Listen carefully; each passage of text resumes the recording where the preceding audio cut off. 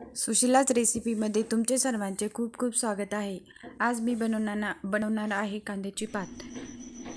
आता मी हे समोरचे देठ कट करून घेतले, त्यानंतर कांदे चिरून घेतले आणि कांद्याची पात स्वच्छ धुवून घेतली आहे आणि कट करून घेतली।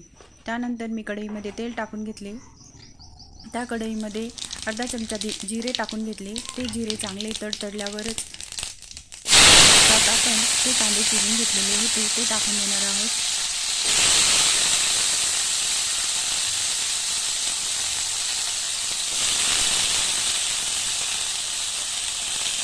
त्यानंतर आपण चांगले हलवून घेणार आहोत।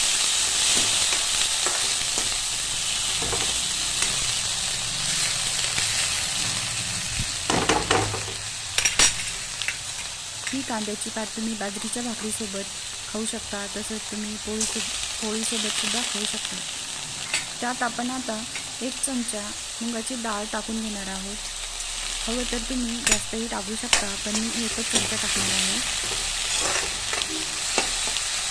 पुन्हा चांगले त्यांना हलवून घ्यायचे आहे।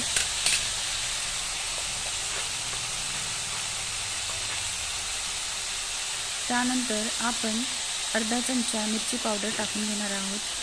जर तुम्हाला हिरव्या मिरचीचा ठेचा टाकायचा असेल तर तुम्ही टाकू शकता। त्यानंतर आपण जी कांद्याची पात चिरून घेतलेली होती ती आता आपण टाकून देणार आहोत।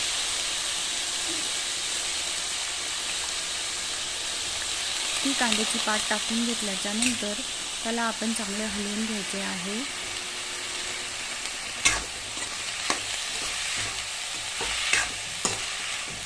चांगले हलवून घेतल्यानंतर त्याच्यात आपण शिजण्यासाठी थोडं पाणी टाकून घ्यायचं आहे। हा व्हिडिओ जर तुम्हाला आवडला असेल तर लाईक करा, सबस्क्राईब करा।